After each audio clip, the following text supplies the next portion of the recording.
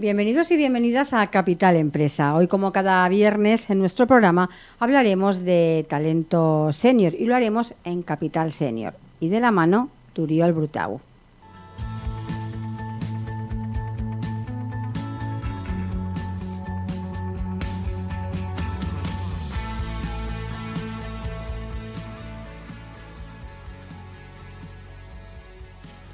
Algunas empresas viven de las rentas del pasado y, curiosamente, nunca salieron a vender.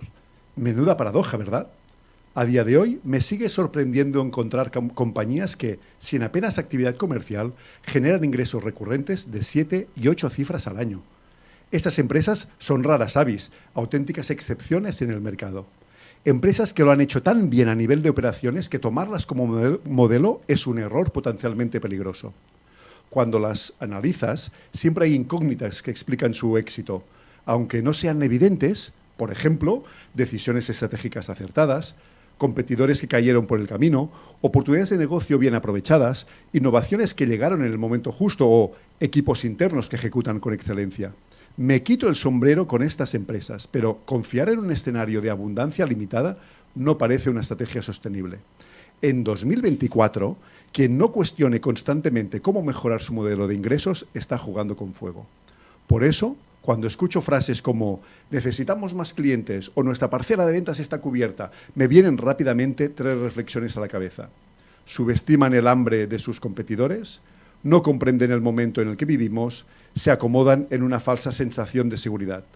Si alguna vez has pensado que tu empresa no necesita más clientes, aquí tienes mi consejo. Cuestiona todas tus certezas, revisa tus procesos comerciales, ajusta tu estrategia para no quedarte atrás. El mercado premia a quienes se mueven. Esto es un post de la semana pasada de nuestro invitado de hoy. Y ahora empieza Capital Senior. Pues, Oriol, arrancamos ya una nueva edición de Capital Senior, donde cada semana recordamos a nuestros oyentes que ponemos en valor el talento senior, dando voz a profesionales que siguen aportando, reinventándose y demostrando que la edad no es un límite, sino un gran activo, ¿no? Y si te parece, arrancamos el programa con nuestra entrevista.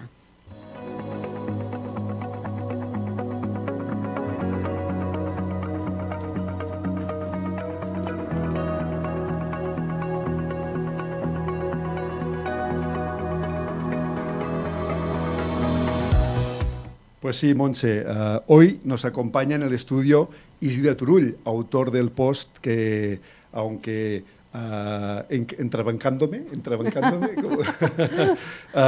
he leído, pero de alguna forma podremos profundizar con él porque Isidre es un experto en ventas B2B y nos ofrece, y él ofrece servicios de desarrollo de negocio, dirección comercial y mentoría para propietarios y directores generales de pequeñas y medianas empresas. Un experto que además cuento entre uno de mis amigos. Isidre, bienvenido. Muchas gracias, Oriol, por invitarme. Un placer. Bienvenido. Muchas gracias. Leía en tu post de la semana pasada, Isidre, pues precisamente sobre la paradoja de que algunas empresas parece ser que no manifiestan necesidad de vender porque ya no necesitan clientes o porque les va todo bien. Y tú lo que planteabas precisamente es que empresa que no vende, empresa que tiene los días contados. ¿Es por ahí? La cosa va por ahí. Fijaros que siempre que hay problemas en una compañía o en una sociedad, lo primero que pensamos es en recortar. Cortamos gastos, recortamos puestos de trabajo, recortamos todo aquello que pensamos que no nos ayuda a conseguir lo que nosotros queremos, que es tener beneficios.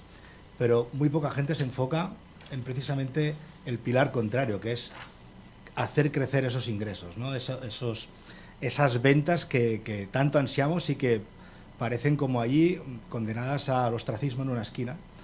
Y hace muy poquito, te diría que hace exactamente 3 días, volví a vivir una situación absolutamente, no sé cómo decirlo, o sea, desconcertante.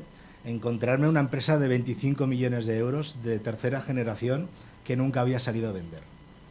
Y dices, claro, en algún momento de la conversación les dije, bueno, vuestro abuelo, vuestro padre, pues fueron personas que realmente pues abrieron el mercado y tendrían que ser unos auténticos fieras, ¿no?, en el mundo comercial. Y pues no, La verdad es que no fue el caso. O sea, mi padre, pues bien, empezó un taller y a partir de aquí pues le fueron viniendo los clientes y encontró otras oportunidades de negocio porque el taller de al lado pues no quería continuar con su negocio y le acabó vendiendo una participación y poco a poco de repente tienes una empresa de 25 millones con 125 trabajadores. Claro, cuando te cuentan esto te quedas a cuadros y dices, ¿quieres que lo explique en un post para que me la piden o quieres que se lo diga a toda la gente que le cuesta casi subir la persiana cada mañana? Sí, sí. No, y ciertamente yo creo que en ese post te respondí algo así como que no vender es como dejar de pedalear, ¿no? Una bicicleta hasta que el equilibrio aguante, ¿no?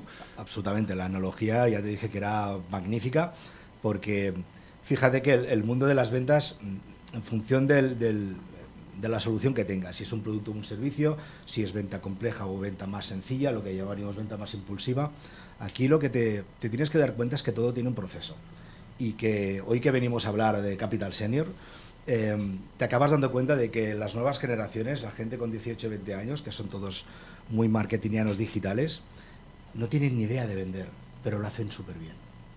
¿Por qué lo hacen bien? Porque no te digo que vayan los genes, porque no es algo que se pueda transmitir entre generaciones, sino que se han adaptado muy rápido a una serie de herramientas que están enfocadas ¿a qué? A la venta. Y esto muchos de nosotros no las teníamos.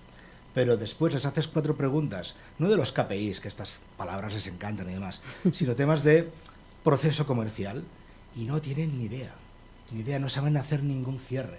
Están acostumbrados a mandar un enlace y que la gente pague cash, ¿no? Al momento y no sé, sin ningún tipo de blockchain, ¿no? De repente tengo el dinero y ya no lo tengo.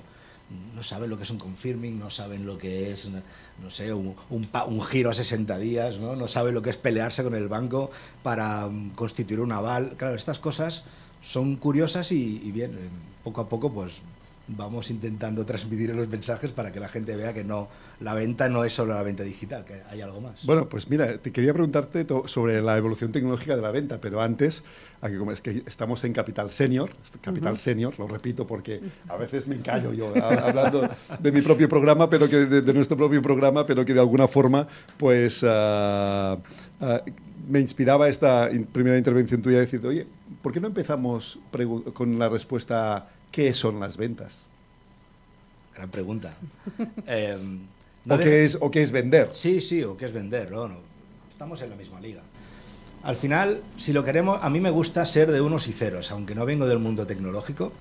Cuanto más simplificas, más fácil es mandar el mensaje, ¿no? Tú que vienes del mundo del marketing, los eslogans lo son todo, ¿no? Y en el mundo de las ventas te diría que es que el dinero que está en el bolsillo de una persona pase al bolsillo de otra. Es así de simple, ¿no? Pero entre medio hay diferentes factores que alteran ese proceso y puede ser desde la generación de confianza o incluso la desconfianza, puede ser el entorno que no sea el propicio, puede ser el momento, que te encuentre en un momento de bajón o al revés, que te encuentre en un momento de auténtica vorágine y consideras que esa gran compra, ese coche que deberías comprar, pues vas allí impulsivamente lo compras. Hay distintos aspectos que pueden afectar, pero si te quieres quedar con una descripción exacta, sería la transferencia de dinero de un bolsillo al otro. Para mí eso es vender. Y Isidra, hablabas de las maneras en las que se vende ahora. Decías, los jóvenes venden sin saber vender. ¿Qué habilidades comerciales consideras más valiosas en el mercado actual? ¿Hablamos de general o hablamos de algún tipo de, no sé, de segmento de población? No, en general. A ver, habilidades, lo que son habilidades principalmente te diría una que nunca falla, que es saber comunicar bien. Y cuando dices saber comunicar, no es la verborrea a la cual se acostumbra a asociar el vendedor, ¿no? Aquel que no le explicas nada que seguro que te vende algo. No va de esto. Va de transmitir confianza. ¿Y cómo transmites confianza? Pues explicando las cosas correctamente, sujeto, verbo y predicado, para entendernos, ¿vale? Sí. Y además demostrando que lo que tú estás diciendo realmente se corresponde con la realidad, ¿no? Hoy en día nos encontramos muchísimas personas que venden falsas promesas y después te encuentras pues aquella lista de personas que se ven agraviadas por la situación y que entonces nos meten a todos dentro del mismo grupo, ¿no? Ah, tú también eres otro vendedor de humo. No, perdona, yo no soy ningún vendedor de humo. De hecho, tengo mucha gente que puede confirmar que soy una persona de confianza. Así que te diría que el punto número 1 sería básicamente saber comunicar bien. Lo segundo, como gran habilidad, y no porque sea muy diferencial, pero sí que cada vez creo que tiene más peso, es dominar las herramientas digitales. Cuando digo dominar las herramientas digitales, no hablo solo de lo que te encuentres en Internet, sino saber utilizar el móvil, por ejemplo, ¿vale? Y me dirás, hombre, no seas tan reduccionista. No, sí que es verdad. Vamos a ver, la palabra CRM mucha gente la conoce, pero no sabe lo que es, ¿no? Y no deja de ser el acrónimo de un gestor de la relación con los clientes. Ahora se entiende mejor. No deja de ser la libreta de papel, ¿no? El papel y el boli que tú tenías toda la vida y que dices la agenda, ¿no? Pues la semana que viene me toca ir a ver a Uriol, a Vic. Fantástico. Bien, un CRM no deja de ser lo mismo, pero en un entorno en la nube. Es decir, que lo podemos ver desde cualquier dispositivo móvil. ¿Qué es lo que no acaban de entender muchas personas? Que estas herramientas están para ayudarte, no para fiscalizarte. Ahora, ¿las podemos usar para fiscalizarte? Evidentemente, pero ese no es el propósito. Entonces, es como, ¿no?, quien ve el vaso medio lleno o medio vacío, ¿no? Y además, el CRM, el CRM no solamente está para explicar o para programarte, sino también para dejar evidencia de cómo te han ido aquellas acciones comerciales que has realizado. Es decir, hoy que he venido con vosotros pues a grabar este programa de radio, pues en vez de explicar la Biblia en verso y decir, pues oye, pues hoy me he encontrado pues una mesa de color negro, era fantástica, me han traído un catering, eso no me interesa a mí. La pregunta es, ¿qué has sacado de allí? Pues mira, gracias a la entrevista he conocido a tal persona, me ha dado su tarjeta y la semana que viene nos vemos para hablar de este tema. Esto es lo que nos interesa leer. Con lo que volvemos al punto 1, comunicar, pero de manera escrita. Y si encima eres ágil con las herramientas y entiendes cuál es el propósito, aún vas a un nivel superior. Y lo tercero sería, parece muy básico, pero es tener la mente abierta, ¿vale? ¿Por qué la mente abierta? Pues porque nunca en la historia de la civilización, si lo podemos llamar así, de la humanidad, ha habido acceso a tanta información para que puedas formarte, o mejor dicho, autoformarte sin pagar. Vamos, tira 20 años atrás, ¿qué valían esos cursos? Pues hoy en día lo tienes todo gratuito. Ahora bien, hay que saber segmentar, hay que saber muy bien identificar cuáles son aquellas formaciones de valor. Y de alguna forma tú estabas ahora apuntando a un tema que quizá enlaza con tu tercer punto, pero el segundo me ha llamado la atención, especialmente porque en el programa intentamos aportar herramientas, de alguna forma abrir la mente también a las personas seniors, ¿no? Y cuando hablabas de dominar las herramientas, en tu experiencia, que tú todavía no eres senior, ¿eh? Me queda poquito. Hacemos un poco de trampa, ¿eh?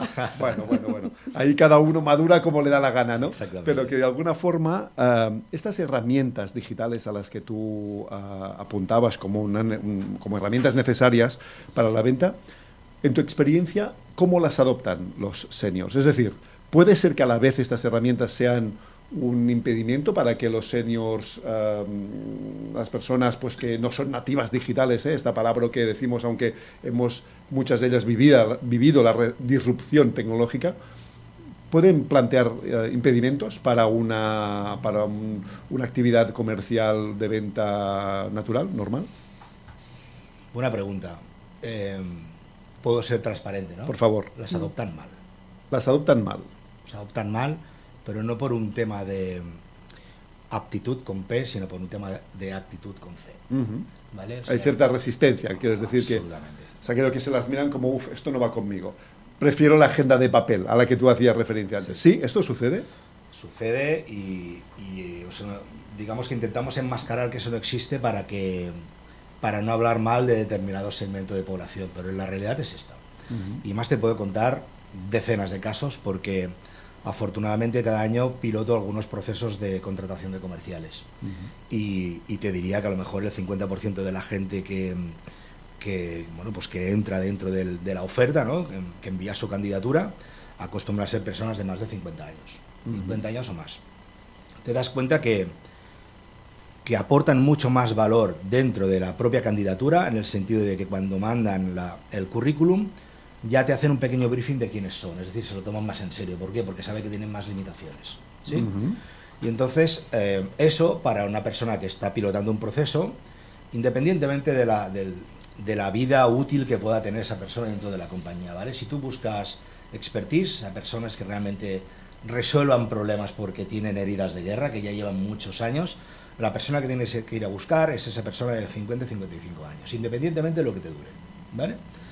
Pero también es verdad que cuando los fichas, además es que acaban llevándose el gato al agua, como decimos aquí, ¿no? Acaban llevándose el final del proceso, acaban ganando. Después hay un proceso de adaptación que va tan lento como ellos quieren. ¿Qué quiero decir con esto? Pues que cuando ellos ven que tienen que utilizar obligatoriamente determinadas herramientas, porque todo el entorno de la compañía las usa, ellos al principio dicen que sí, fantástico, pero después te das cuenta que no te ponen el rapport, que no ponen las actividades en la agenda, que no contestan la información por los canales adecuados, ¿no? Utilizan más el WhatsApp que un correo electrónico. Y vamos, y podría continuar, ¿no? Si ya hablamos de chats profesionales y demás, y ya ni te cuento el chat GPT. Aquí hay mucha resistencia.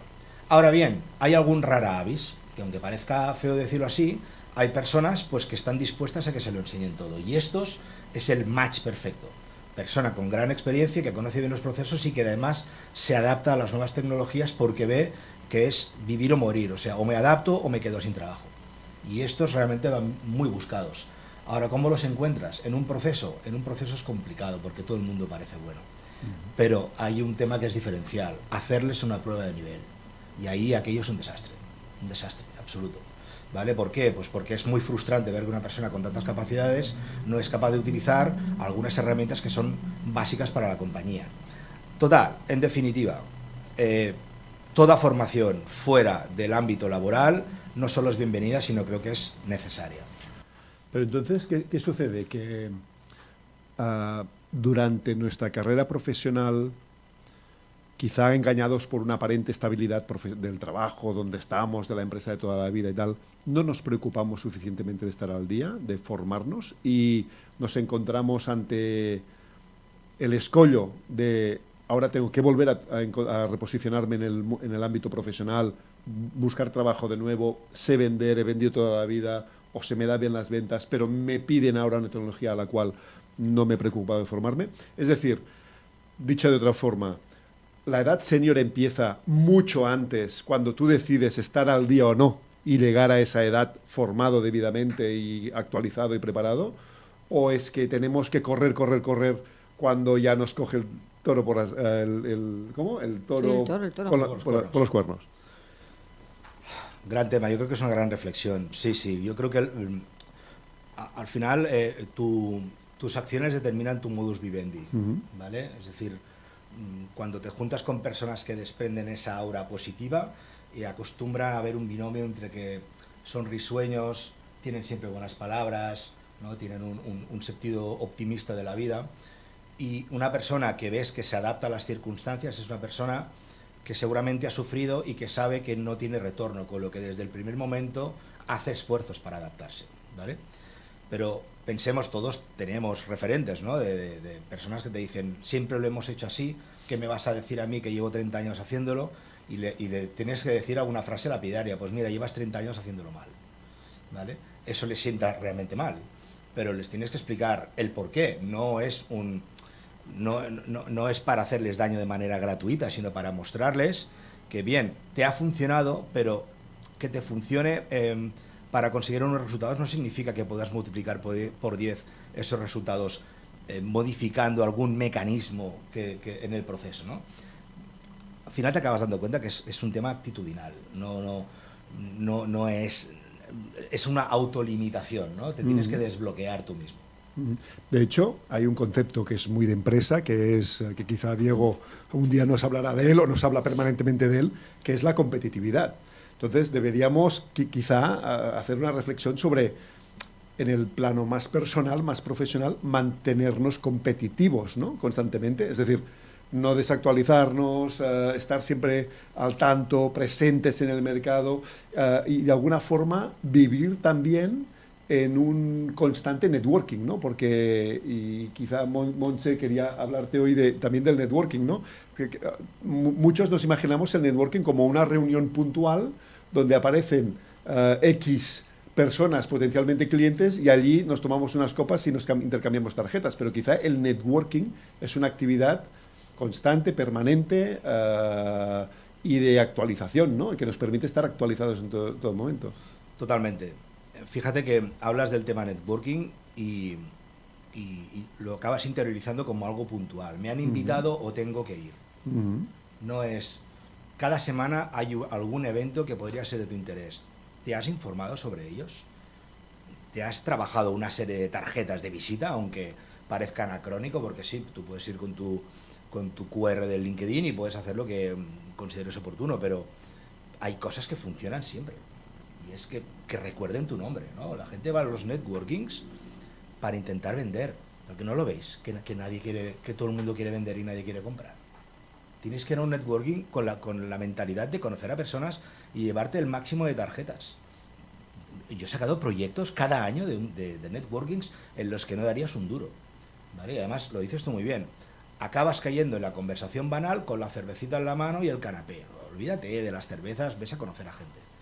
¿Que un día puedes tener una mala tarde? Efectivamente, pero vamos a poner pequeñas dosis de actividad comercial en nuestro día a día, y para personas pues que tengan o bien más necesidades o bien tengan inquietudes, les diría, oye, pues como mínimo, vamos a mínimos, ponte un networking al mes. Tienes 21 días al mes para llegar allí y relacionarte con personas. Esto no deja, volvemos a lo mismo, no deja de ser actitud. Y es que los networkings personalmente creo que deberían ser incluidos en las estrategias de venta de cualquier plan que hagas en una empresa, sinceramente. Y además creo que, hablando de talento senior, creo que la mochila que llevamos detrás de contactos, de personas que podemos conocer, es enorme, y creo que para el mundo de la venta es muy importante toda esa mochila. ¿Crees que se valora lo suficiente? No. Ese valor que aporta el senior, esa mochila que llevamos detrás de años de experiencia y de contactos. Para mí es el principal activo, es un fondo de comercio que tiene un valor incalculable. De hecho, ¿por qué decides a veces fichar a una persona más mayor que la media de los otros candidatos? Pues porque tiene una trayectoria que te puede dar acceso a determinadas personas que puedan ser de tu interés en la empresa. Pero claro, lo tiene que poner en valor desde el primer momento en el que yo veo su currículum. En el currículum, la foto del currículum parece la foto de cuando estás en el féretro. Es impresionante, ¿no? En cambio, fíjate en LinkedIn cómo la gente intenta lucirse. Pues ¿por qué no pones esa foto también dentro del currículum? ¿Por qué no me describes brevemente a qué te dedicas y me puedes aportar? ¿Has hecho ese ejercicio de autoevaluación? Evidentemente, una persona de 20 años ya le cuesta hacerlo, pero una persona con 50 o más tiene que ser lo suficientemente responsable como para no solo comunicar bien, sino en 3 o 4 frases, no en 3 o 4 viñetas, decir, yo te puedo aportar tal, tal y tal. Y entonces una persona como yo no me dedico al mundo de los recursos humanos, pero en los proyectos comerciales, desgraciadamente, cuando me fichan, pues algunas personas caen a mi entrada, porque los números han estado escondiendo determinadas, no sé si decirle actitudes, ¿no? Pero falta de actividad, ¿no? Falta de enfoque. Y entonces hay relevos, y esos relevos no dejan de ser pues nuevas personas que entran. Y cuando vas a fichar, ¿no? La dirección general de la compañía, que son quienes nos contratan, nos ponen encima de la mesa. Isidra, necesitamos resultados rápidos. Y dices, bueno, ya, sí, a mí también me gustaría que me creciera el pelo, pero las cosas son como son. Ahora bien, ¿qué quieres? ¿Qué plan tienes? Explícame, ¿tienes un plan a medio plazo o quieres algo de un plan de impulso? ¿Quieres un plan de impulso? Ficha a una persona a partir de 50 años y que tenga este perfil, ¿vale? Y además, no solo lo amortizarás a los 15 o 16 años que le queden, sino que posiblemente en el primer medio año ya tengas un retorno valiosísimo. Ahora, no lo dejes de la mano de Dios, o sea, mételo dentro del mismo grupo para que haya una simbiosis orgánica, ¿no? Es decir, que jóvenes y seniors pues se nutran de ese conocimiento, y podrías te podría contar tantas anécdotas de temas de valor a nivel de proceso de la gente senior que es impresionante. O sea, son los CRMs personificados, pero son incapaces de explicarlo. Sí, porque, y digamos, ligábamos esto con el networking, nos hablabas tú de que el networking hay que hacer como mínimo networking al mes y tal, pero es que las personas senior lo llevan encima, ¿no? Como decía Monse, llevan todo este trayecto de experiencia y tal, y cuando están en el sector y llevan tanto tiempo en el sector, ellos mismos son un networking que pueden poner en valor y entregar inmediatamente a la empresa, ¿no? Absolutamente. La cartera de contactos que tiene aporta tantísimo valor que no explicarlo o no exponerlo desde el primer momento es una debilidad. Y es que volvemos al punto inicial, es un tema de comunicación. ¿Por qué te tengo que fichar a ti y no tengo que fichar a otro? Pues porque, no solo por tu trayectoria consolidada, contrastada, sino porque además conoces a fulanito, a menganito y me puede dar acceso a esto. Y esto no va de que unos ganen y otros pierdan, es cómo podemos ganar todos. Esto hay muchos directivos que no lo entienden. Voy a fichar a este que tiene una cartera de contactos cojonuda y le voy a pagar el 1% y lo otro me lo quedo yo. No, perdona, ¿cuánto vale esa cartera, no? De hecho existe, ¿no? el inmovilizado inmaterial dentro del balance de la compañía, ¿no? Y ahí puedes meter pues todo ese know-how que puede tener pues el valor que tenga, ¿no? Desde millones de euros simplemente por pensar que esto dentro de un futuro pues va a tener un retorno, hasta no valer nada, pero decir, bueno, mira, lo tenemos allí. No. Las personas seniors tienen un recorrido que se tiene que capitalizar desde el primer momento, pero necesitan explicarlo, ¿no? Comunicarlo correctamente para, nunca mejor dicho, ponerlo en valor. Y eso es absolutamente diferencial, desde el segundo uno. Y ahora, mientras te escuchaba, estaba pensando y me surgió una duda que quizá nuestra audiencia tiene y nosotros no la tenemos porque estamos trabajando desde el mismo marco mental. Hemos empezado a hablar de los vendedores senior, de las empresas que venden, pero en realidad puede ser también que muchos de nuestros oyentes piensen en un vendedor como aquel que está atendiendo al público en una tienda, en un centro comercial, en unos grandes almacenes, etcétera, etcétera, ¿no? Y nosotros, en este momento, tenemos el marco mental de un vendedor de empresa. ¿Qué diferencia hay entre un vendedor de empresa, es decir, alguien que está enmarcado en esto que llamamos B2B, ¿no? O un vendedor de comercio, de tienda, que está atendiendo al público, que está quizá enmarcado en lo que llamamos B2C, que esto también son términos y palabras, ¿no? Del mundo digital. No sé si habría diferencias en matices o en tal caso no sé si valdría la pena, igual que hemos definido qué es un vendedor al inicio de esta entrevista contigo, qué es la venta B2B y la venta B2C para luego entrar en diferencias entre unos vendedores y otros. Sí. A ver, me parece adecuado primero que pongamos un poco las bases de qué es cada concepto y después profundizamos. También te digo que no tenemos mucho tiempo. No, tranquilo. A ver, porque no hay solo B2B, B2C, también hay B2G, ¿no? O sea, podemos encontrar... Y B2C, 2B, ¿no? En fin, hay exacto. Todo un tren de Bs y Tus y Cs. No te preocupes, os dejaré un concepto que os va a encantar. A ver, el B2B es el acrónimo del business to business, de negocio a negocio, algo así como de empresa a empresa. Queda claro. B2C, de negocio a consumidor, ¿no? Business to consumer. B2G es business to government, es decir, a una entidad, ¿sí? Pero lo que lo resume todo es el que más me gusta, que es el H2H, que es human to human, de persona a persona. Fantástico. ¿Vale? Quedaros con eso. Genial. ¿Por qué? Porque sí que es cierto que hay determinados aspectos que pueden diferenciar lo que es un B2B contra un B2C, pero son personas los que están a un lado o al otro del mostrador o a un lado o al otro del teléfono. Es exactamente lo mismo. ¿Dónde está la diferencia? No está en el canal, está en la tipología de producto o de servicio que vendas. No es lo mismo vender productos, pensemos en una cosa tangible, algo que puedas tocar, que un intangible que es un servicio, que acostumbra a ser una venta mucho más compleja. ¿Vale? La venta compleja, como su nombre indica, lo que te está diciendo es que tiene una serie de atributos que para que se acabe cerrando la transacción se tienen que dar una serie de escenarios más difíciles de comunicar. En cambio, un producto, pues piensa en un supermercado, acostumbra a ser tremendamente impulsivo en el momento en que lo conoces. ¿Por qué decides comprarlo? ¿Por el packaging? evidentemente por el precio, por si hay una persona que te lo deja probar, por si hay alguien que te ayuda en ese proceso de venta, no solo cógeme el trocito de jamón que tengo aquí en la bandeja, no, que te lo explique. Mira, hemos cortado este jamón de bellota esta mañana, fíjate en la textura, esto es acompañar al cliente. Y esto no deja de ser human to human. Creo que va a durar poco esto, también te lo digo, porque ahora mismo ya estamos viendo que hay muchos robots, y cuando digo robots no os imaginéis el humanoide, sino códigos que hacen el trabajo por nosotros en entornos digitales. Pero dentro de poco este código estará en un humanoide, con lo que a lo mejor la persona que sostiene esa bandeja será un humanoide dentro de poco, e incluso podríamos encontrarnos que la gente que vaya a comprar sea un humanoide que compra a otro humanoide, porque ¿quién lo controlará? Lo controlarán las personas. Y no estamos muy lejos de esto.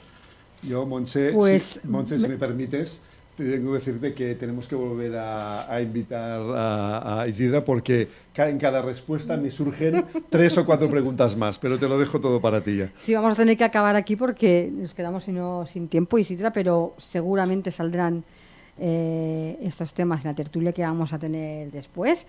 Pero ahora ya sí que vamos a darle un giro para, como cada semana, hablar de libros.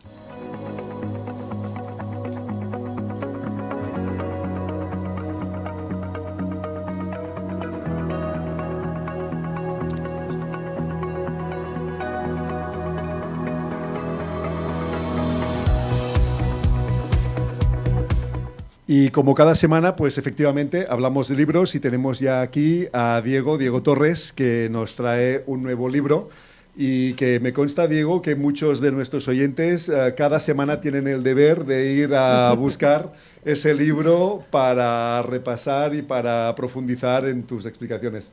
Hola, Diego, ¿qué tal? Muy bien, muchas gracias. Pues efectivamente, hoy he traído otro libro. Este es un libro de uno de mis autores favoritos. Estoy hablando de Jugarse la piel, con un subtítulo un poco críptico, Asimetrías ocultas en la vida cotidiana, y es de Nassim Taleb. Es un libro distinto de los que he comentado en otros programas. Quizás alguien lo podría ver como más filosófico, no más teórico, pero sí que es como muy abierto, pero yo creo que es muy práctico, porque habla de una cosa que a todos nos afecta, que es pensar bien, comprender bien el mundo actual, ¿no? Dejadme que os hable un poquito del autor, ¿no? Nassim Taleb es de origen libanés. Él era miembro de una familia de largo recorrido en su país, políticos, jueces, investigadores, que perdió casi todo durante la guerra del Líbano. Estudió en el Liceo francés, se fue a París a estudiar ciencias y después se fue a hacer un máster a Wharton. Y empezó a trabajar en Estados Unidos como gestor de fondos de inversión. Ha trabajado dirigiendo fondos para los mayores bancos del mundo. Y de hecho, creo que cuando tenía 27 años, él sobre todo trabajaba, perdonadme que haga el inciso, por sus modelos matemáticos. Es una persona que le encantó la probabilidad, profundizó en las matemáticas y era su aportación a estos fondos, ¿no? Y él pudo prever el lunes negro del 87. Con 27 años ganó una fortuna que le permitió no volver a trabajar en su vida. ¿Y qué hizo? Pues se fue a París de nuevo a estudiar un doctorado y empezó su carrera como ensayista, escritor de libros. Ha hecho alguna incursión en la academia, pasó por Oxford, ahora es un profesor en Amherst, profesor en la London Business School, pero no le gusta mucho el mundo más rígido de la academia formal, sino que lo que le gusta más es participar en algún foro científico, pero es una persona muy reputada. Kahneman, el premio Nobel, lo considera como uno de los grandes intelectuales vivos que hay ahora mismo en el planeta, ¿no? Y ¿en qué se ha especializado? Pues justamente lo que es la aleatoriedad, la probabilidad, la incertidumbre, o sea, en el mundo actual, las cosas que nos pasan hoy en día, ¿no? Y ha escrito 5 libros. Él los considera como un solo libro, que lo llama Incerto, que son como si fueran 5 tomos, ¿no? Empezó con Existe la suerte, continuó con El cisne negro, El hecho de Procusto, Antifrágil, y este es el último tomo de esa gran obra de 5 libros. Jugarse la piel tiene que ver con el concepto de correr riesgos, ¿no? de participar del riesgo de lo que uno hace o de lo que uno dice.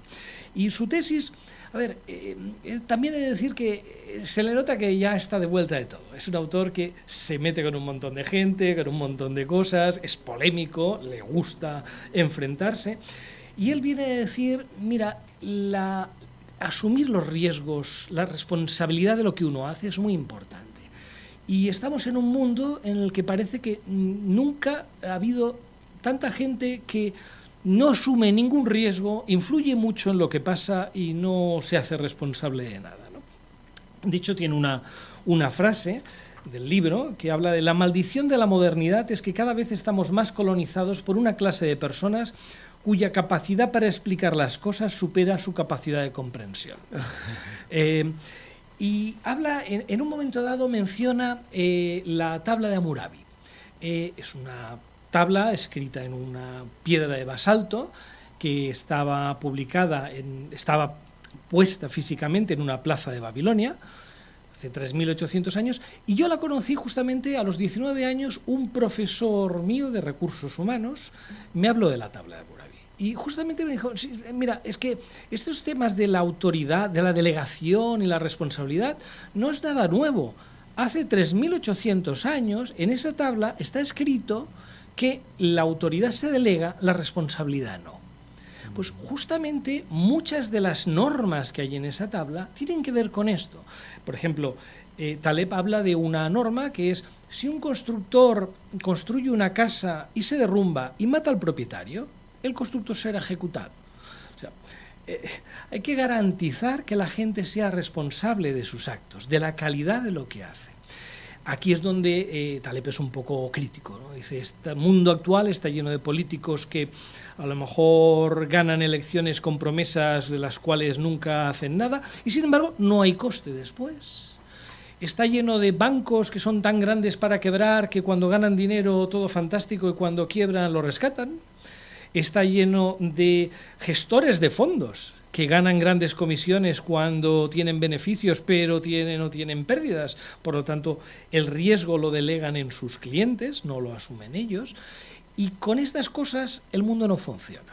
El mundo de la economía es un sistema evolutivo que requiere que lo que funcione sea premiado y que lo que fracasa no.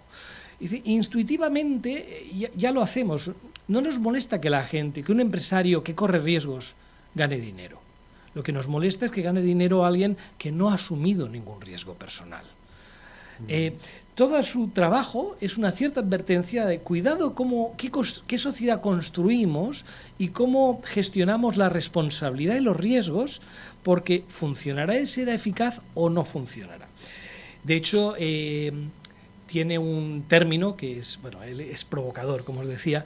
Él habla de los y latina, Y y latina, que es intelectuales pero idiotas, ¿no? De la gente que tiene un montón de opiniones y explica cosas, pero no ha hecho nada.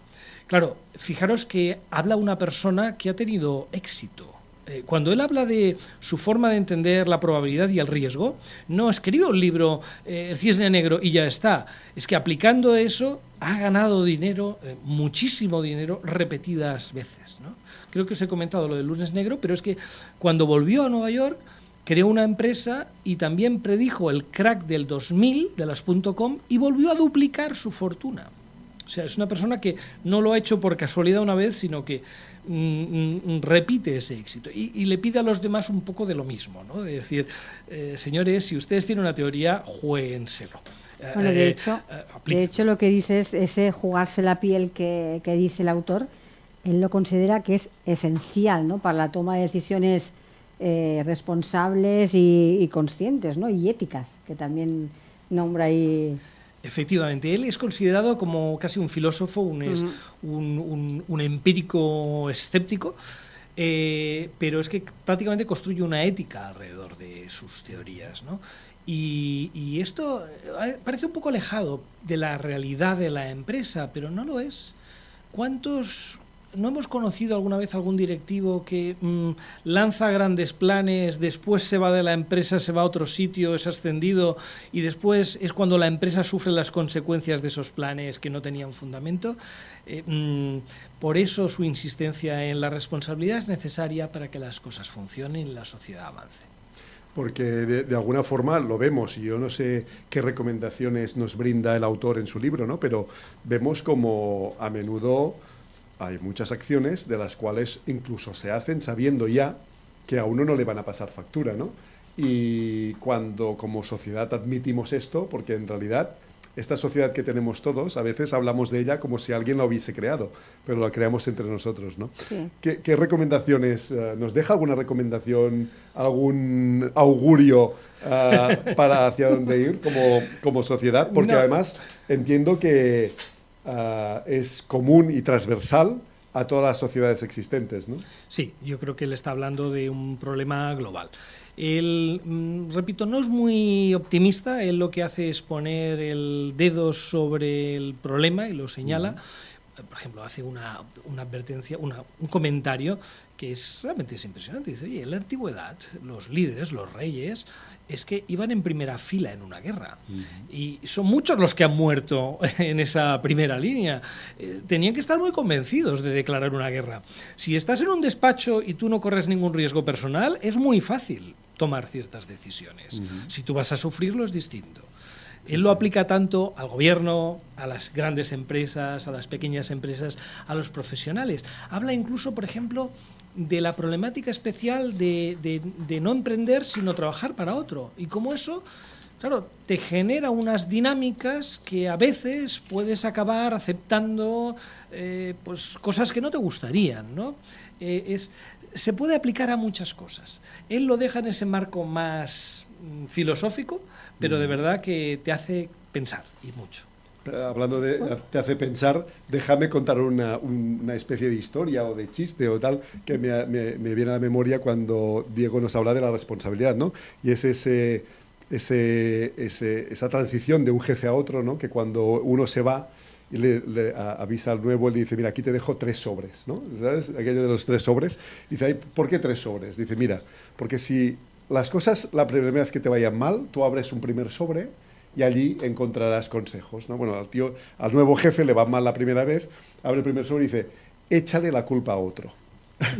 Bueno, sigue en su trabajo, abre el sobre la segunda vez y dice, y le va mal la cosa, abre el segundo sobre.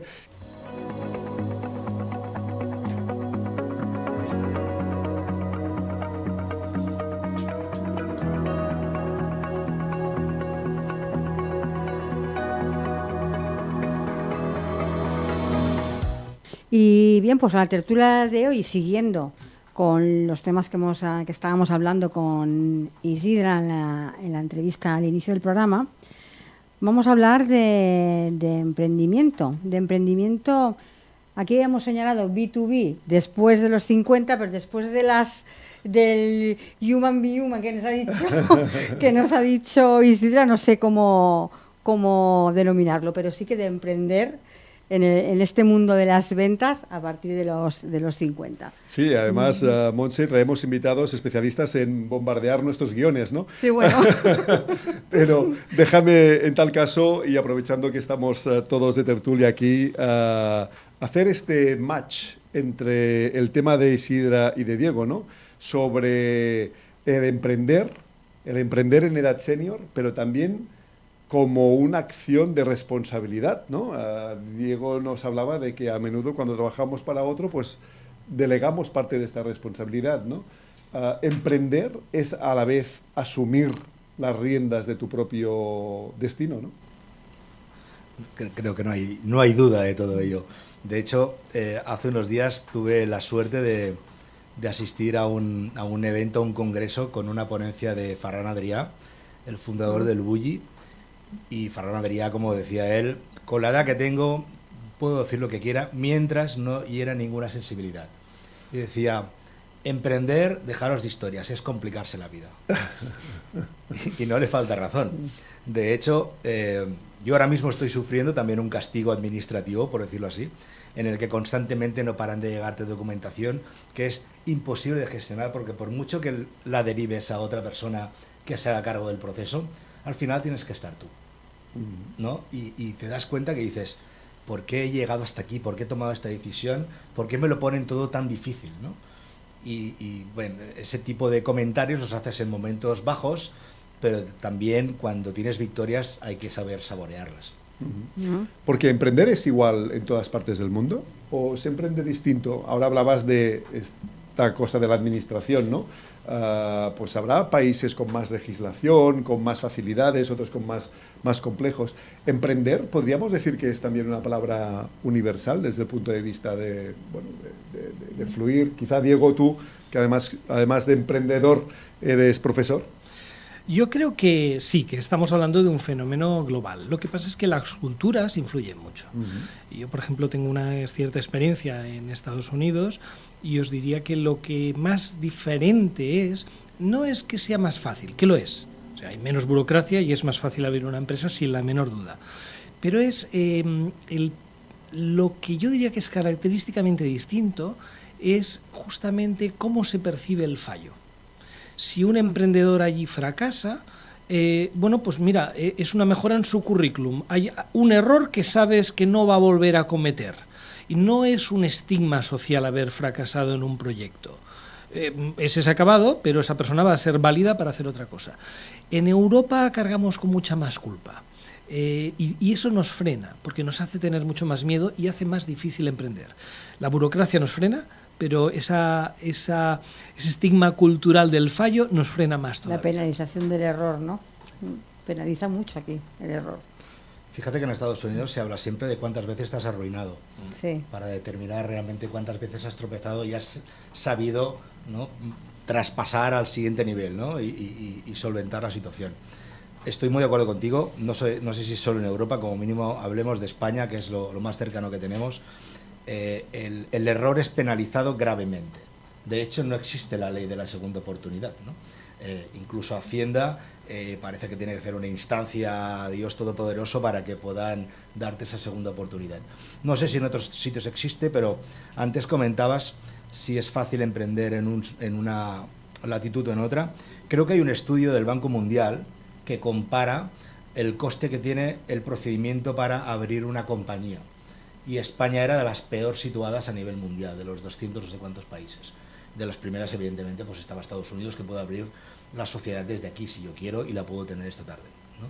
Pues esto ya te dice exactamente qué nivel de burocracia hay para poder llevar a cabo ya no solo tus sueños, sino para aportar valor a la sociedad, porque no sé si la gente, me gustaría que tampoco se olvidaran que los que contribuyen a que la vida siga y que puedas ir al hospital son los que realmente pagan impuestos.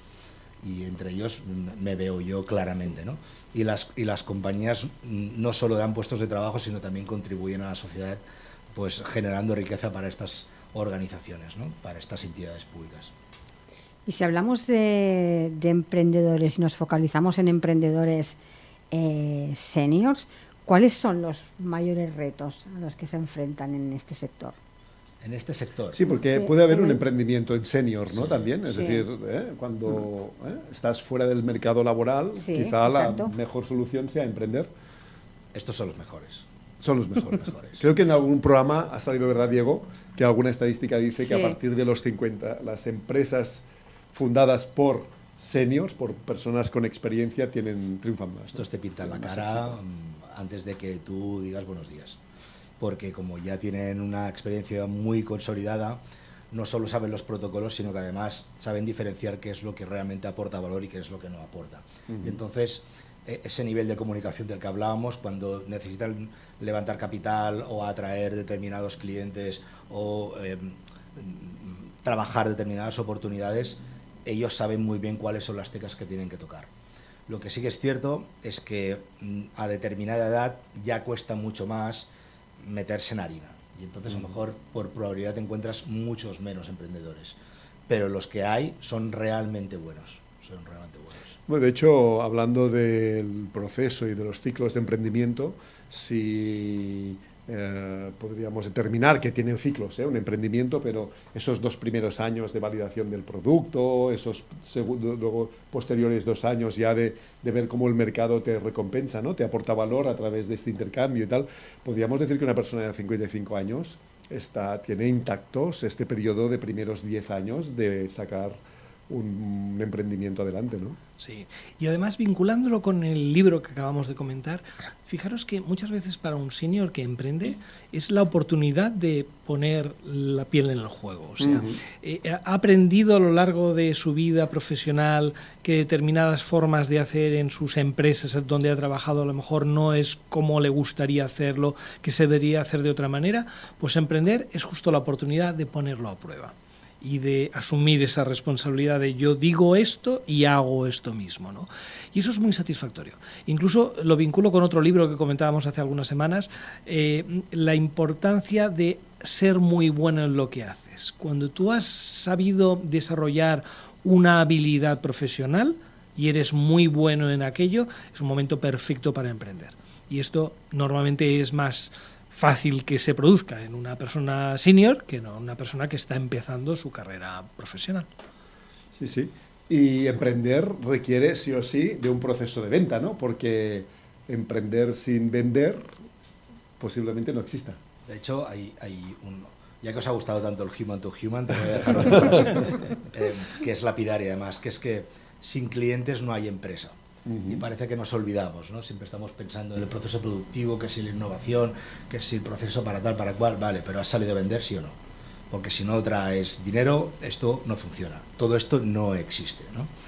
Antes apuntabas, y perdona, no me quiero saltar tu pregunta, pero creo que está totalmente vinculada. Antes Diego comentaba que en el libro expresaba que los líderes no salen del despacho, ¿vale? Mi percepción, y que además la puedo contrastar, es que el primer vendedor de la compañía es el director general, ¿vale? Directora general, ¿sí? ¿Por qué? Porque son las cabezas visibles.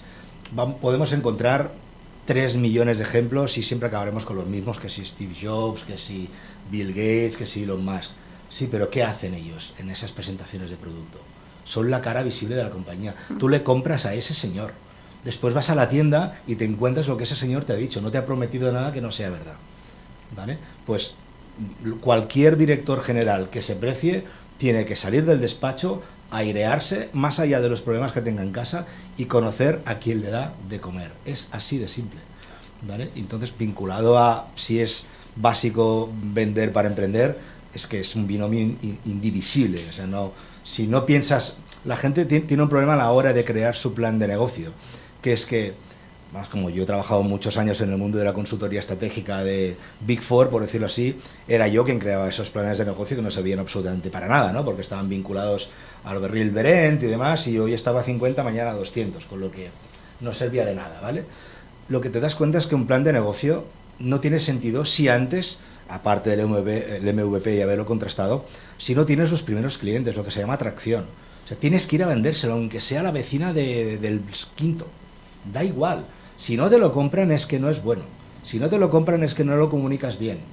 Y así podría hacerte 34 preguntas. Esto la gente no lo entiende. Se pasan diseñando planes de negocio con detallitos por aquí, por allá, porque voy a tener un super proyecto. Vale, pero ¿a quién se lo has vendido? No tengo clientes. Olvídate. Sí, sí, es aquello de que el papel lo aguanta todo, ¿no? Sí. El PowerPoint, el poder de un Excel, ¿no? Sí, sí. Y muchas veces cuando asesoramos a emprendedores y tal, yo les hago una pregunta incluso un poco anterior a la tuya, y es ¿quién va a financiar tu emprendimiento? Es decir, ¿cuál es el primer cliente? ¿A quién le estás vendiendo esta especie de idea o de prototipo y te está pagando por ello, ¿no? Esto sería el proceso anterior a tener ya clientes recurrentes, ¿no? Total. Al final hablamos de un concepto que se llama buyer persona, que es, yo creo que es de los conceptos más feos que existen en el mundo del marketing, pero vamos a llamarle comprador, ¿vale? El comprador de tu producto, de tus servicios. Y realizar un buen análisis de quién es la persona que te compra es absolutamente diferencial. En nuestro caso, los servicios que vendemos lo tenemos absolutamente idealizado y además siempre se cumple a rajatabla. Y ya no solo el perfil de la persona, sino las propias actitudes que tenga. Por ejemplo, ya como también me voy haciendo mayor y voy teniendo mi experiencia, ya te das cuenta que aunque se cumpla el perfil, el retrato robot de la persona que te compra, si no hay feeling, no continúes con el proceso, porque al final vas a salir mal parado. ¿No? Entonces, te tienes que entender desde el primer momento. Casi es como una pequeña relación de pareja, por decirlo así. Sí, sí, igual que podríamos decir, seguro que lo usas, que cliente que entra por precio se va por precio, ¿no? Totalmente. Viene a ser un poco lo mismo lo que estás definiendo, ¿no? Sí, sí. ¿Cómo hablabas antes, ¿no? Hemos hablado antes de las nuevas tecnologías, de la adaptación. Cuando un senior decide emprender, creo que eso toma también vital importancia, porque tienes que entrar en un mercado y empezar en un mercado donde las tecnologías son vitales. ¿De qué manera tiene que afrontar el senior que decide emprender esta adaptación al mercado actual, a esas tecnologías que están ya en el mercado? Fíjate, si mañana te ficharan en una compañía nueva, ¿qué es lo que a ti te gustaría saber antes de entrar? ¿O qué es lo primero que harías? No voy a entrar allí y voy a mirarme el catálogo de productos. No, a las personas. Pues cuando entras en un mercado, lo que tienes que conocer es quiénes son los otros competidores, quién gana, quién lidera, qué tienen, cuántas personas tienen, en qué sitios están. Entonces, aquí pasa lo mismo. Con el senior que entra en un proyecto, lo primero que tiene que entender es que formará parte de un equipo. ¿Qué personas? Dentro de un proceso se lo puedes explicar. Es decir, yo los procesos de incorporación que piloto, hay un momento en el que les pongo una pequeña trampa, y una de las reuniones es con gente. No se lo esperan eso. Y digo, estos van a ser tus compañeros. Y los compañeros no saben muy bien qué tienen que preguntar. Digo, primero, ponle cara a tus compañeros y que tus compañeros te pregunten, porque vas a pasar más tiempo con ellos que con tu familia. Bueno, eso es definitorio. De hecho, me han coronado y también me han hostiado en estos procesos, pero bien. Espero haber contestado a tu pregunta. Pues sí, no, y la verdad es que de alguna forma estos procesos de emprendimiento, de ventas y tal, también van muy ligados a la personalidad de cada uno, ¿no?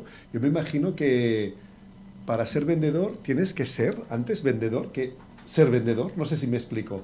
¿Vender es una técnica, o vender es una actitud, o vender es una forma de ser? ¿Quién se atreve? Venga, va, Diego. Bueno, yo no soy un especialista en ventas, ni mucho menos, pero creo que, como muchas cosas en la vida, hay una combinación. Yo creo que hay personalidades que lógicamente se sienten más cómodas y les sale más de natural, pero la gente que he conocido que son buenos han desarrollado su método. No necesariamente estudiando de forma formal, pero han aprendido su experiencia y han sido capaces de desarrollar los procesos que a ellos les funcionan y le van bien. Como casi todo, la combinación no debe ser nada mala. Combinar algo de actitud, de aptitud personal previa con la formación y la experiencia. Hablabas tú antes de actitud, ¿verdad? Absolutamente diferencial. Pero yo te diría que es la típica pregunta, ¿no? Si el vendedor nace o se hace. Claramente se hace. Y si naces y encima te construyes, entonces ya eres la bomba. ¿Vale? Tenemos 1000 ejemplos de deportistas que podríamos nombrar, y por no entrar en detalles, ¿no? Pero lo que ves es que son los que más entrenan, pero también son los que tienen más talento, con lo que con la repetición aún se hacen mejores. Yo no vengo del mundo de las ventas, yo vengo del mundo de la consultoría y me acabé enfocando en ventas. ¿Vale? Mi padre, por ejemplo, pues es una persona que ha creado empresa, ha tenido muchísimos trabajadores y no tiene el retrato robot del gran comunicador y el gran vendedor, con lo que yo no lo he vivido en mi casa. Pero sí que he vivido otras cosas, lo que es la generación de contactos, especialmente de alto valor, personas que sean influyentes y que te puedan hacer llegar a otro lado. Eso es lo que tiene que entender un vendedor, que con pocas palabras puedes llegar. En mi caso, yo tengo un porcentaje de cierre a éxito del 75%. No soy un fenómeno, simplemente sé a quién le tengo que vender. Y entonces me equivoco poco. Hay personas que no saben a quién le tiene que vender. Y entonces, al sacar la ametralladora, se creen que cualquiera les puede comprar. No te estás equivocando. Volvemos al concepto del buyer persona. ¿Sí? Pues me parece que vamos a tener que acabar aquí, porque nos hemos quedado sin tiempo. Estaríamos aquí horas hablando, pero... Yo quería añadir, Montse, si me lo permites, que antes Isidra ha hecho un link, y la semana que viene vamos a tener una directora general y una directora comercial de una misma empresa familiar. Y yo creo que también va a ser una aportación muy interesante. Y para acabar, simplemente, si me permites, ¿Sí? Yo quiero aprovechar para decir algo que a los expertos no les gusta que les llamen expertos, pero que hoy nos ha salido un programa fantástico con dos auténticos expertos en su materia y yo quiero agradecerte, Diego, siempre, como Muchas cada gracias. semana que estés aquí, y Isidra, que hayas aceptado este reto de venir, aunque seas un chaval todavía, que hayas aceptado este reto de venir al programa Capital Senior. Un placer, Uriol, muchas gracias. Pues me uno a Uriol, Diego, muchas gracias, Isidra, muchas gracias por venir. Gracias a ti. Y a todos ustedes, nada más, muchas gracias por acompañarnos y solo recordarles que nos vemos de nuevo en Capital Senior la próxima semana. Hasta la semana que viene.